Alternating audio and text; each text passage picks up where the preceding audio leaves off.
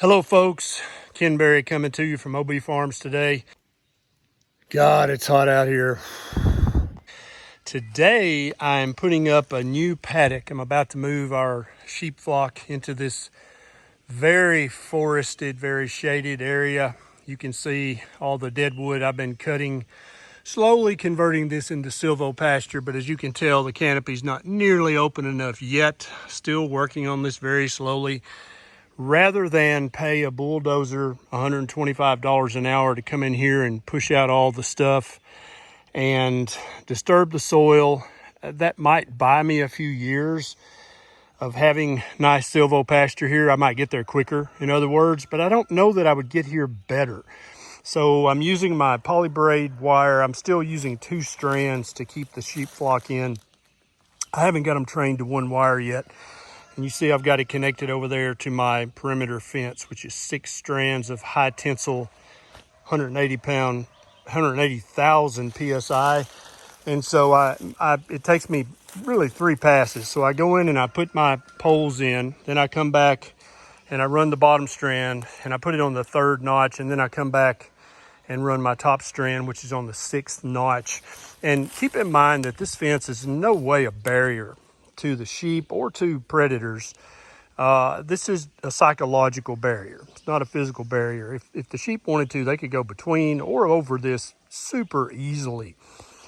But using sheep psychology, you can use this to keep them in 99% of the time. There's always one asshole that gets out, but that's nature, right?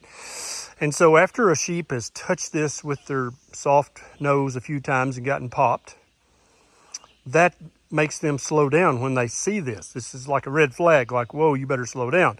Also, remember that sheep love to stay with their flock. They're hardwired to do that. And so if they get too far from the flock, they get very nervous. They don't like it. And so when one does get out, they wind up getting back in because they want to be with their flock. Now, let me show you what's happened here. I've been cutting trees in here for a year and a half now. And so there's not much grass at all. As you can see, every now and then you'll see a little grass. That's probably not something they're really going to want to eat right there. But all of the ivy, they love. The briar leaves, they love. The thorn leaves, they love. This is a sourwood that I cut down last year. I thought I killed it, but I just coppiced it. But guess what? Sheep love sourwood leaves, and they'll strip that completely. This is tulip poplar. Look how big and succulent and juicy that leaf is. And I cut this tree down last year. Thought I killed it, but no, I just coppiced it, which is a good thing because now they're going to be able to eat up all this, get the nutrition from deep, deep in the soil, because tree roots go many tens of feet down into the soil. They're pulling up minerals that grass could never pull up. So when the sheep eat these leaves, not only are they growing sheep meat and sheep bone and making my flock stronger and hardier and healthier and fatter and more profitable, but then they're going to poop out about 70% of the minerals and the other nutrition from these leaves all over this paddock. They're basically going to fertilize this for me by eating the nutrition that this tulip poplar brought from deep under the earth up, and they're going to leave it on the surface so that grass and forbs and weeds can grow, all of which sheep love. Now, there are some things that I coppice, like that ironwood over there. They don't really like that at all. There's an old pignut hickory. There's a sugar maple. They'll eat those leaves a little bit, but not too much. And so I'm only going to leave them in here probably 2 or 3 days, but it's a very big paddock. And when I get done, it'll look like I've been through this with a weed eater. All the muscadine leaves, I think they like those. I'm not sure. Every time I'm out here cutting trees down, creating silvopasture, if I see a big ivy vine like that, I'll cut it. And so that way it's not strangling the trees. If it's small enough, I'll actually pull it down because the sheep love that. So that little one right there, I'll actually pull that down and leave it lying, and they'll eat that up. This is hard work, folks. This is not easy. Rather than having a gym membership, this is what I do with my days. This is excellent therapy for me because I'm out here in the blue and the green and the brown colors that mankind has lived in and thrived in for millennia. I'm out here in the solitude of the forest. you can see over there, that used to be a literal hardwood jungle, and you can now walk in there and you're starting to see some secondary stuff coming up. We're getting there. And so I guess this is a big experiment, because I don't know anything about anything when it comes to farming or ranching. But much rather than get there quicker, I think I'd rather get there better.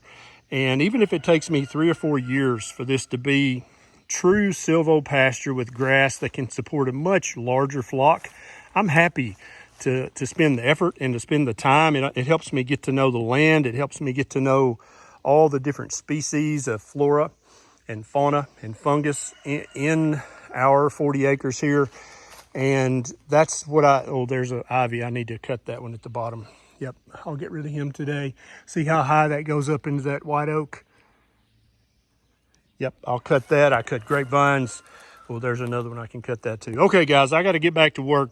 Thanks so much for hanging out with me. I'll let you know how this goes.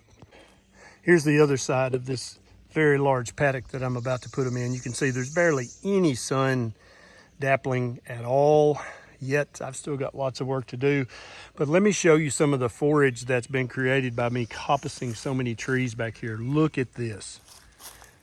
Look at this. This is a sourwood that I cut flush with the ground. You can see the stump in there. Look how many shoots it's put up, and these are succulent shoot leaves that the sheep absolutely love.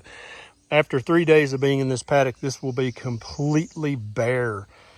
So that's the kind of stuff they'll be eating, and I'm not going to keep them in here long because obviously there's no grass whatsoever. There's a little sassafras shoot. I don't think they like sassafras. I'll have to keep an eye on that one and see if they actually eat it. Lots of ferns down in this bottom. They won't really eat the ferns at all. But now this, this briar, that will be bare after they're gone. There will be no leaves left on that at all. So I love, because I absolutely hate briars. Being a hunter all my life, in the woods all my life, that's a sawbriar. That'll get 40 feet long if I let it. But I would much prefer that they eat those leaves and turn that into sheep meat. And eventually that briar will just cease to try to even grow there, because every time I rotate them through this, there'll be more sunlight, more grass, fewer ferns, fewer briars, and more weeds and forbs and legumes and grasses that they can actually eat. So eventually I'll be able to have a much bigger flock than I currently have. I currently have about 80 head of all various different ages, mostly St. Croix, some Katahdin, and a few Barbados. And so I love the mix I've got going right now, but I've got to really clear out this canopy so I can get some more grass growing here with the more sunlight that'll be available. So if you have any suggestions for me over and above, dude, rent a bulldozer and clear that mess out. I'm not going to do that. I'm going to do it the hard way, the old-fashioned way, because I'm hard-headed like that. But any comments on tips and tricks, shortcuts that don't require burning fossil fuels, I'd love to hear it down below. Slowly but surely, we're starting to get a little bit of grass. We've got some orchard grass coming here, and I actually had a skid steer back in here because we cut some huge pines that I just couldn't move. So I do use machinery. I do use a chainsaw, and every now and then, if there's just a particular problem, I'll have machinery in here.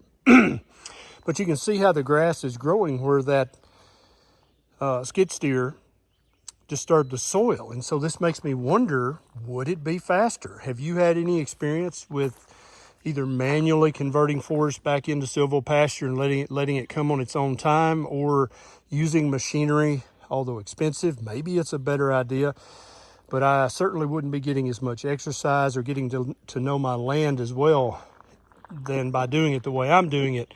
So I don't know, but I've got lots more trees to cut today.